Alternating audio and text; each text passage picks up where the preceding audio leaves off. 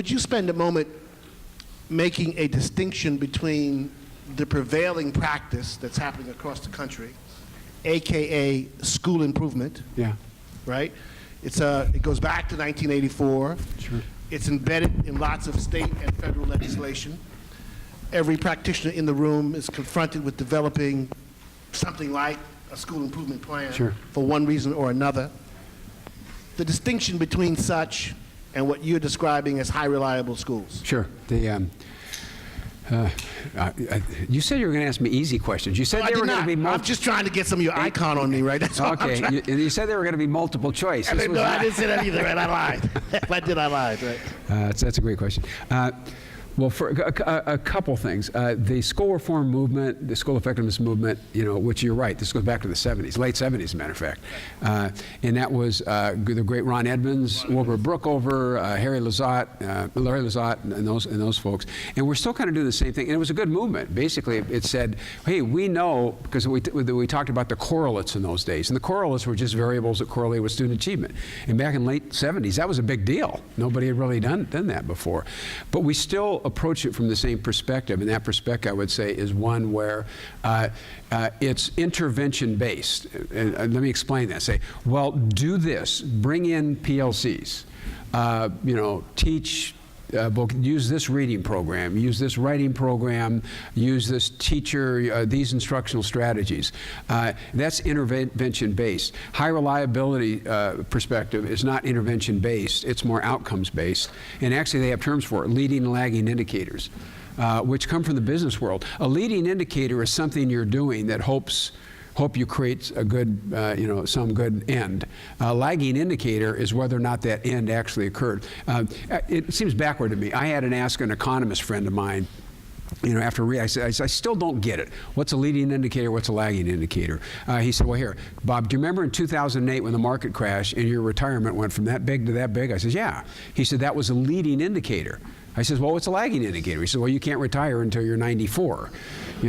And so funny way to put, but that's, so we're, the school effectiveness movement is do this intervention. High reliability perspective says, well, do those interventions, but as important, or more important, identify what do you expect those things to do and monitor that. And try to monitor it in a way that's kind of like a FOD walk. You get quick data, and you're usually patting yourself on the back, but when you're not, then you say, what do we have to do? The PLC process that we've had in place for 2 years really isn't producing the results that they should produce. I think that's the biggest distinction right there. Yeah, so let's press that envelope just a tiny little bit better, because the school improvement movement, as you rightly described it, always had dollars associated with it. Sure. Right? So, you get identified, you get required to make a school improvement plan. Your requirement is to reorganize your resources to align with whatever that plan happens to be. Is there a corresponding set of requirements for high reliability schools? That is, do we have to adjust budgets to do the elements of the high reliability strategy that you're laying out here? Well, it was designed in such a way that ideally you don't have to. Interesting. Here's why. Money just is not the answer, although money is useful. I can't tell you how many SIG schools with actually sometimes over $1 million don't produce results. They have so many interventions going on that they actually work against each other. And I've been part of that a couple times. Right. We were one of the interventions. And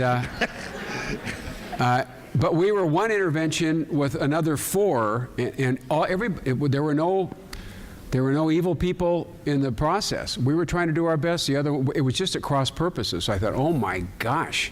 And so the tack we take now with SIG School, we say, look, here's what we do. If you're going to work with us, work with us. But if you're going to have 4 other, don't. Right. Pick one and work with them. So it's not money. It's really not.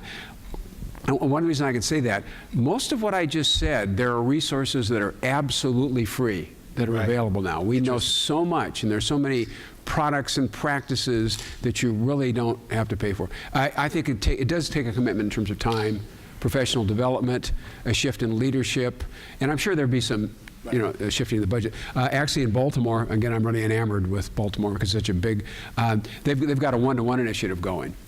110,000 students. I said, how'd you pay for that? And they said it wasn't with grant money. Interesting. What they did is they just shifted their budget priorities, and they found enough, dollars. That's there's a lot of money in that system, obviously. But it wasn't grant money. It was all just, state allocated per pupil expenditure. So I'm sure there'd be that type of shifting going on. So I should announce to everyone that Dr. Marzano's book is available, High Reliability Schools. It's available for sale downstairs. But I've read the book backwards and forwards, along with some other things that you've written. John Hattie's research is a centerpiece. Yes, right? absolutely. All those key elements, key factors Sure. In the book. There are 4 of them that are outside the control of the practitioner. Yeah. Right?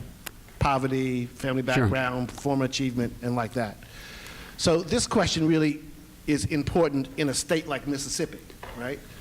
Plagued with all the conditions in the state, Yeah. not the least of which is the socioeconomic background of many of our students. Sure. What do we do about these factors that are beyond the practitioner's control? Well, out of John's first 50, Right. as you mentioned, those 4 that we can't control, Can't which control. means there are, I can't do it, 46 that we can. Yeah, and But the spirit of the question goes... I don't understand what you're doing. Yeah. I mean, so, a common explanation for not getting done I got it. are the external factors beyond the practitioner. I got it. So I'm trying to push you to get... No. You're absolutely legitimate to ask that question. They're out of the control of the school, yes, but out of the way we ran school in the past. That's why I always start with that whole self-system, metacognitive system. I think, no kidding, you get kids, you start motivating kids, you start building in self-actualization, connection to something to greater than self, and that can overcome even the direst of situations. And I don't want to underestimate, a student who comes from a certain background, doesn't have all those experiences that my kids have had, really does start, climbing a much steeper ladder than my students, my kids. But I think we can address those. When you add, no kidding, I really meant it, on a daily basis, so weekly inspiration, stories of people, ideally from the community, who have accomplished great things. You just don't know what mind you're changing. Oh, one of my favorite stories, this is years ago now, because I've been talking about this for a long time. It was in Georgia, and I was talking about, having students identify there was work, I'm sorry, I'm babbling. Hazel Marcus does a lot of work on what she calls future possible selves. And what she says is, hey, that's a big thing. Very successful people at a very early age kind of dreamed, about what they could possibly be. And those visions had to be, powerful and attainable. But a lot of kids, we just kind of give those up. You say, I can't do that, my background. And she said she was a high school English teacher. And the last year of school, the senior year, she would have kids have a double, what a double entry journal is? Students write, and then it's kind of like the freedom writers, and the teacher put it in a certain shelf, the students put it in a certain shelf. That meant they wanted the teacher to respond, so she would respond. She said she had one kid, just a great kid, came from a big family, really nice, good athlete, but he wrote, because she had said, what do you want to be when you get out of here? What's the future for you? And he said, I want to be a professional football player. He said, I want to go to the University of Georgia and play football, and then I want to play for the Dallas Cowboys. And she said, he was such a great kid, we came from a great family, but she said, I don't want him to get hurt. What great aspiration. So here's what she wrote. Herschel. If you're a football fan, Herschel Walker, right, who did play for the University of Georgia, won the Heisman Trophy and played for Dallas. And so you never know whose mind you're just right there, and all they need is this little bit of encouragement. And if you think about, no kidding, on a daily basis, why don't we have those conversations, a story, a video clip? Why don't we start but then you add that with backfilling. That's why I always add vocabulary. Some of these things are pretty straightforward. Tier 1 words, make sure they know those. It's not rocket science. So if we do that inspirational stuff, but also are smart about wide reading, vocabulary, and those students are easy to identify, that don't have those, and don't work from a deficit perspective. Work from, okay, we need you to shore you up in this, and that's going to get you an equal playing field. So I think we can do both. Right. Work both ends. Let me shift a little bit. There's so much to really talk about, but in this era of accountability, AKA high-stakes testing, yeah, It's notable to me that neither in your presentation nor in your book is there a big assessment, high-stakes testing sort of treatment. But in this state, as is the case in lots of other states, there is the presence of this high-stakes testing. Understood. I want to get you to talk a little bit about the recurring shift in the testing and assessment strategy. So in the state of Mississippi, we're getting ready to have a brand new assessment. Yeah. It's going to just happen this spring, first time administered. Sure. What say you about assessment as the driver behind Okay.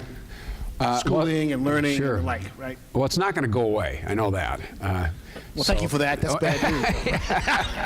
I thought we brought the icon here. He would come and say, no more testing. No, it's not going to go away. Not going to go away. But for testing to make decisions about individual students just doesn't work. Does not work. No, you can't. I mean, the metrics on that, I didn't go into that, but the precision for an individual student is so bad, that we just can't rely on those. However, to look at a school or look at a district, then it gets a little bit better. The testing has changed. It is changing to more constructed response type items. I meant it when I said if you're going to pick anything, pick the supporting claims. Can't go wrong with that one. And there's about a half a dozen others say, if we taught this stuff, we've got a leg up. Testing is a unique thing. It really is. I mean, it's its own task. I know statistics really well because I've studied statistics. I'm not gifted by far. But I'll tell you something. You put me in front of a test item in statistics, it really is. So why not just recognize that? So step one, identify those topics that we know are going to be addressed in tests. Teach those. All of them are ones, that was our little study I mentioned, 698 topics. You would agree on all of them. It's all good stuff. Make sure we teach those, in the curriculum. Let's make them smart about, when they take tests. It's an artificial task. Here's some things to do. Use your notes, do all that stuff. So handle that. But then make sure at the individual student level we use proficiency scales and trend scores. See, now we've got something to defend. Now we can say, okay, you want to see how much our kids, we took your state test, we realize that, it's good information, we'll continue, but you want to see our analysis of how much they've learned, and we can show you at the individual student level who's learning a lot, who's learning a little, and these are things teachers have taught, and we've designed the assessments for them. This is interesting. Are you making a distinction between the qualitative and the quantitative data that exists in a student's life, in a school, capturing that, using it for reporting purposes? See, I wouldn't call it qualitative, though. I wouldn't call it. See, I think everything quantitive is when you put a number on it. You put a number on it. As soon as you put a number on it, so proficiency scale is not qualitative, it's quantitative. If we just label them, then it would be qualitative. But I am making a distinction between the tests that are designed for a whole bunch of people versus at the individual student level. And I don't think you can get to the individual student level by using external assessment. It's just so, you have to create so many. But we can get, and then if you broaden your notion of what assessment is, the obtrusive, unobtrusive, student generated, and we can be very, very precise about those in an imprecise world. We're trying to measure things that are not, it's not like measuring a table. We're measuring what's inside the student's mind. That's hard to do. So there are all kinds of extensions of this conversation. I'm trying to get through all of it. Excuse me if I'm too personal here, right? If none of this makes any difference to you, just pardon me. I'm learning as well, right? So I'm sitting with this icon, so it's important to take advantage. When we talk curriculum instruction, right, which is what the intent and focus of this session today is all about, when we have this conversation, we have a way of expanding the bucket as opposed to narrowing it. I think I'm hearing you say, with regard to curriculum instruction, too much to do. Yep. We're being asked to do too much. Yep. State guides have 800 pages of stuff that they're asking us to do. Can't do it. You're saying, pare that down. Yeah. Specifically 15 to 25 topics per grade level. Out of 800. Yeah, if you got 800, yeah. What's the risk there? Well, if you pick the right topics, there is none. Aha. Because, yeah, you see, if you know, because what's the accountability system? It's an external test. Interesting. The people who make those tests are the same people who've been making them. We know the topics on those tests. I don't like tests running the system, but it's a reality, and the things they test are good things. So I would say, look, we know what to do, and I even go so far as to say there's this thing called a test-taking skill. Why don't we teach students, here's what's going on when you take the test. Okay, there's another piece that not many people talk about. I don't know what you do here, but in a lot of states, the state test that is used to identify how well a school doing and how well a teacher doing does not count to the student. In other words, it has no effect on a student. Mm-hmm. Do you realize what that brings in? The error that brings in. I'm a student, I got to take this test, and by the way, Bob, has no bearing, that almost invalidates it right there. Right. So all those countries that we want to be like, their tests, like in China, we do a little bit of work with a Beijing high school lady in China. That Gaokao, that's their final test, that means a lot to the student. So when they take the Gaokao, it's not just used, to measure the school, it's used to measure the student. Now, I don't want to do that. I don't want a state test being the final determiner, but I'm just saying we have a system that we're using assessments that are far removed from the classroom, and students have no stake in it. So they're almost invalid by definition. They really are. Got you. So now, let's push this on over just a little bit, because there's so many complementary and maybe even antagonistic elements here, right? So your highest level of a school being transformed takes us to a place where we're doing competency-based. That'd be the highest level, yeah. At the highest level of stuff, right? Is it competency-based analysis or evaluation of student work based on tests, or? Well, all of the stuff. Yeah, all the above. All of the above. Yeah. I mean, first of all, there are different versions of competency-based education. We've been in it as long as anybody, but I just gave you our model. We would have learning progressions or proficiency scales, multiple ways of assessing those, one being student-generated assessments, and of course we're going to still use our traditional assessments. Matter of fact, we recommend we call safety net assessments, that they are traditional selected response, you're given to the student, they cover multiple topics, and if you're accurate in terms of how well students are doing using the rest, the student should be well on those, do well. If they don't do well, you say, wait a minute, let's go back here. So they're kind of in there as well, safety net, to make sure that we're not being too lenient or not being rigorous about, what we're assessing. So you'd use all of them, but it wouldn't just solely be the traditional obtrusive. You have those other forms of assessment too. Yeah. So now this drives me to your reference to the cognitive psychologist Bob Sternberg, out of Yale. Yeah. Who has done really interesting work, continues to do interesting work. He has this little trilogy, right? Yeah, his triarchic theory. His triarchic theory, right? Yeah. Academic, creative, I'm forgetting the other. I think you're doing Howard Gardner's. I think you're doing his. No. Howard, so in my head, Howard Gardner is derivative from Bob Sternberg. Yep. Right? So Sternberg probably say, okay, yeah. Yeah, but that's how I would do it, right? I got it. No, you're right. I see where you're going. And Sternberg's triarchic theory really sort of speaks to these three elements of development that we all have. Got it. We're creative, we are practical, and we're academic. I got it. Okay. Yes, you're right. So, to what extent is that driving some of what you guys are doing in your reliability work? Certainly, I had a chance to meet Sternberg and Gardner too, and they're seminal thinkers. They really are. Right. And they create these really big models. Right. That are revolutionary. And absolutely. I started as reading Sternberg's work and Gardner's work, and it just led me in a slightly different direction, and that is which I just gave: 4 systems of thought. 4 systems. And self-system being the seat of motivation.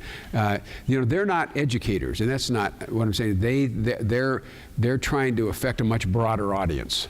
And so they're what they put together are much more generalizable. I'm focused on education. Well, the only reason I raise it is because the Sternberg work seems to capture where most of us live. Some of us have an academic propensity. Sure. Some have a creative propensity. And some of the best people on the planet are just frankly practical. Sure. They're your son who wanted to really do the automobile stuff and ends up being a pilot and the like, right? Yeah. That was what I think Bob Sternberg would call a practical knowledge and skill sets, but it had very little to do with his academic proficiency in school. Absolutely. Right? Man. And I'm just trying to figure out how this might play I see what you're saying, in this high reliability sort of school experience. Very nice. Because our assessment strategy doesn't take that into account. No, you're absolutely, no, absolutely. And very often our schools and curriculums are not organized with that kind of foci. You got it, yeah. So I'm just trying to get some reconciliation here. You raised Sternberg, set off a clock in my head. Yeah, no, I got it. So I'm trying to press that envelope a little bit. Yeah, and you remember the book Practical Intelligence? I do remember the book Practical Intelligence. Where he actually had chapters, I think, on people like milkmen. They had exactly right. Sure. Most people are going, what's a milkman? Right. They used to actually deliver milk, by the way. And he would analyze the difficulty. He would pick professions that academics would say, well, that's easy to do. And he would analyze the cognitive load. And I remember saying, being a politically incorrect milk person, was actually a very difficult thing because you had to organize the milk in such a way that, you made sure the ones that were the oldest got delivered first in all the route and all that stuff. And he said it was incredibly complex. One of the horse race handicappers, stuff like that. I see where you're going. Actually, for me, that fits nicely because once you get above the knowledge system, cognitive skills. See, the milk person and the handicapper for horses, they're using cognitive skills, they're using metacognitive skills. So those are generalizable anywhere you want to go. And so, at least in my head, it's very compatible because I was just saying, look, we can be a lot leaner on the academics. We really can. That's interesting. I mean, that's where I'm really going, right? Because I'm trying to figure out how we escape the tyranny of the testing and the so-called academics, right? Yeah. That's predisposed to a certain set of the student population. Not everyone lives there. Your son is a prime example. Yeah. I've got one who's a prime example. And so if we don't live in this academic space, we're not predisposed to the analyses associated with these assessment I deals. got you, yeah. How do we get the creative youngster and how do we get the child who's practical, like your son, to flourish in the school and not feel shunned? I got it. Oh, absolutely, yeah. Well, we have to have alternatives for them. I guess you are too. I'm a big fan of schools. I was in where was it? The Dreyfus School of the Performing Arts. Yes. In West Palm, Florida. Right. I don't know, 6 months ago. And it's kind of like the movie Fame. Right. It's one of those. They have music and art school. I think it's like 7 buildings there. And so I was watching dance, ballet, and debate, and the arts, and that's cutting those things out is the worst thing we could do. We do. Yeah, I know. We do and have done it. But I think it's a battle you fight, by having a curriculum that you say this is what we consider to be the whole child. I think we fight, and people resonate with that because some of the people making those very, determinations have kids who aren't good. People get it. If you have kids of your own, have been around kids, you realize, okay, they're not good in the academics, but my God, the artistry of what they're doing. So the more of that we can offer. I think it's harder to do that, though, when we don't address the academics. If we have schools that still do really poorly, but I think that can be done. I think it can be done efficiently and effectively, And we see, for me, if we do that, we say, okay, look, and nobody holds the standard now of everybody's got to be at this level. The standard now is everybody has to grow, which is a legitimate standard. That's an expectation. You take my child came from a background where he or she didn't have a lot of advantages, but just make sure he or she grows. I think we can do that, and that'll, I think, open the door to say, and we want to offer this, we want to offer this, we want to offer this, we want to offer that. I think it'll actually give us more opportunity to do that. But you can't teach it all. Actually, it was at school in Beijing, that Beijing High School 80. We spent I think it was 14 days, I forgot. But we were in a lot of classrooms, and my question was, how do they get such high scores in the Gaokao? Because that's their big test. So we saw classes in Mandarin, we saw classes in English, and they were good teachers, but no better than U.S. teachers. Right. They were dedicated, but what was different was the curriculum and the review. Our math curriculum compared to theirs, ours is like that, theirs is like that. They teach a handful of things in great depth. And what that allows them to do, I use the term cumulative review. They continually go back and review. Right. And knowing a few things well allows you to attach other things more easily. It really does. So no kidding, knowing symbiosis well allows you to attach commensalism, you follow me? No kidding. Know a few things well, and that other stuff, even if you don't test it, will have, you know, the Velcro to stick on. So it's not, we're just doing it the wrong, trying to cover everything means you cover nothing. Well, yeah, so, I mean, this is so juicy, right, by way of a conversation, right, because there is the biology textbook that's got 800 pages in it. Yep. The directive is to get through the 800 pages, right, without regard to the depth. I got it. Right? Yeah. Too much of what we do is driven by the materials that we use to teach. So how do we get this content knowledge, right? So my name is Irving. I'm a 5th grade teacher. I need to be doing algebra I got it. in 5th grade. I haven't learned it in my preparation program. I got it. What's the content knowledge, and how do we close that gap, I got it. right, on the content knowledge in order to do the depth, Boy, kindergarten through 12th grade, that you're advocating these for, are right? these are good questions. I'm not talking with you anymore. Well, baby, you rubbing off on me, man. So I'm growing up here big time. I want to be Okay. just like you. Okay. No. Well, here's how you do it. And I didn't get a chance to get into this, but first of all, if you narrowed the content, and remember that we use that rubric, the 3 is the target, 2 is the simpler stuff, 4 is more complex. Each one of those require a different type of instruction, each one of those levels. This basic stuff usually has to be taught directly. Really, direct instruction is not bad. It's got to be taught in a very systematic way to students. Now, that is the hardest type of lesson for a teacher to teach because it takes a lot of content knowledge. Right. You follow me? Why does every teacher, why do all 3.3 million teachers, why do we expect every one of them to do that well? It's the hardest thing to do. So here's another cut. You know, you got your topics, you got 25 topics for Algebra 1. Each one of those has a scale. Each one of those has certain content that should be taught directly. Why not get the best teachers to present content and do that and video it, record it? And actually, Japan's lesson study movement is designed to do that. That content that should be directly taught, what they do is they loop through, they keep developing lessons, they vet them, and they were trying to create a national curriculum. Why not do that here? You know, why not a big district? You know, why couldn't you, you know, pick your, again, all based on a handful of topics.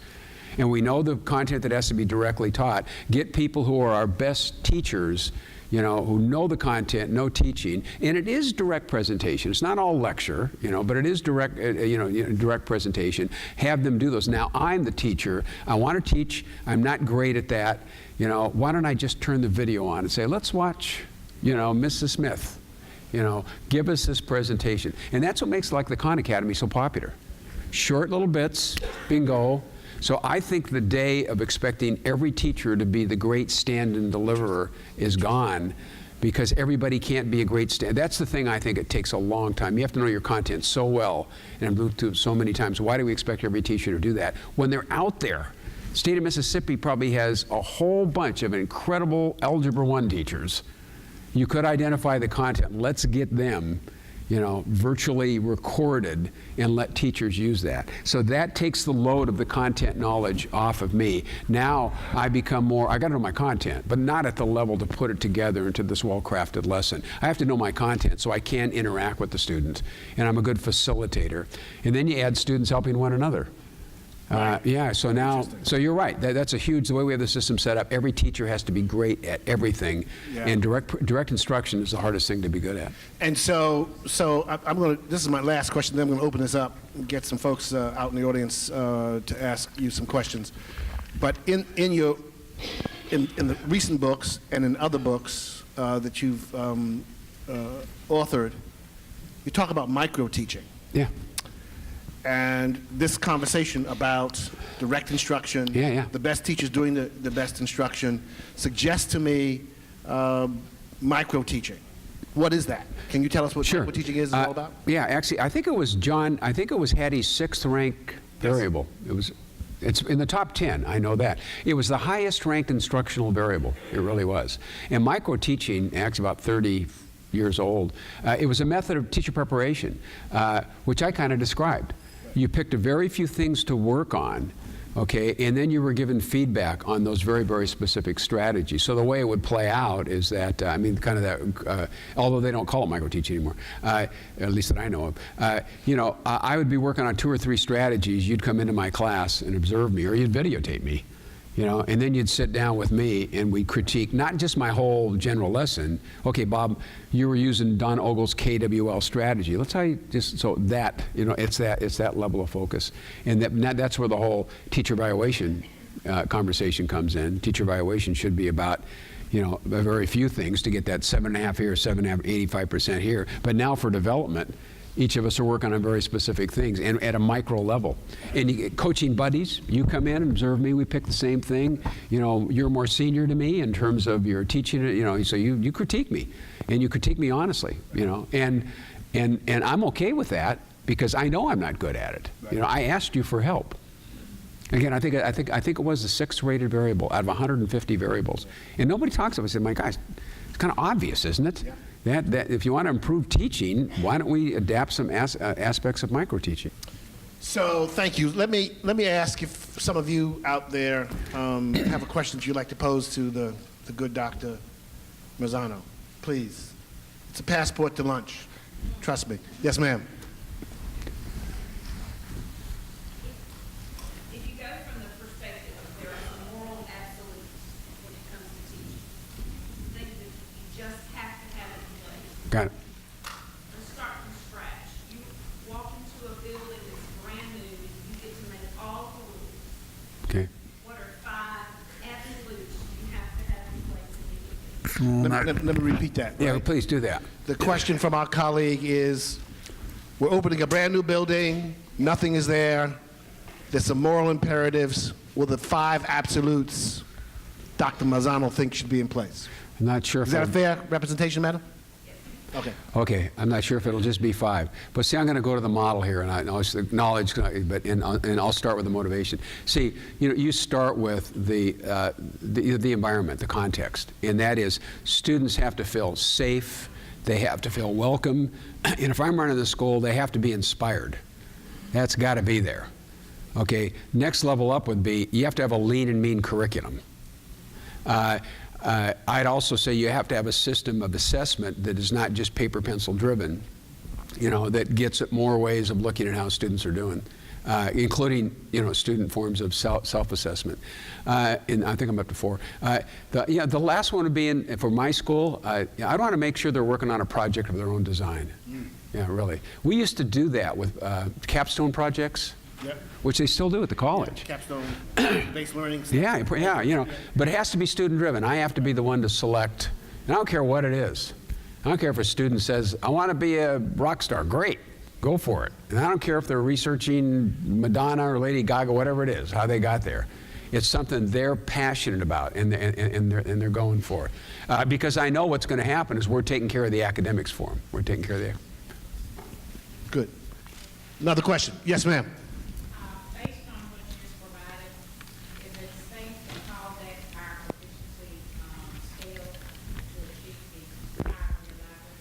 I'm not sure if I got it. Yeah, I think the question is, based on what you've just commented on, is it did you call it the scale that he used? The proficiency scale that you shared? Okay. Does that connect with what you've just described? Is that fair? Yeah, I would have, yeah, sure. See, I said a handful of topics. You know, what I would add to that is the topics are in some type of proficiency scale. You know, or some people call them, or you can use the term rubric, whatever you want. But the problem with just having a single statement, you know, so a lot of schools have their essentials, but the problem is it's just one thing. You know, so there's no way of indicating, yeah, you're getting closer, and what I'm looking for here is the inherent motivation a student has when they say, I'm not there yet, but I've moved from here to here. That's what a proficiency scale is for. It's really a motivational device. They can see I'm getting a little bit closer. Yeah, for me, it's key, and I've done proficiency scales since 1990. I just can't make it work without them. I honestly can't. Not well. Yes, sir.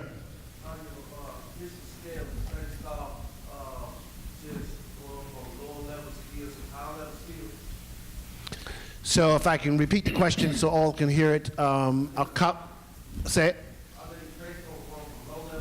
Right. Yeah. the question about the proficiency scales, is it a range from low-level skills to high-level skills related to a specific topic? Yes.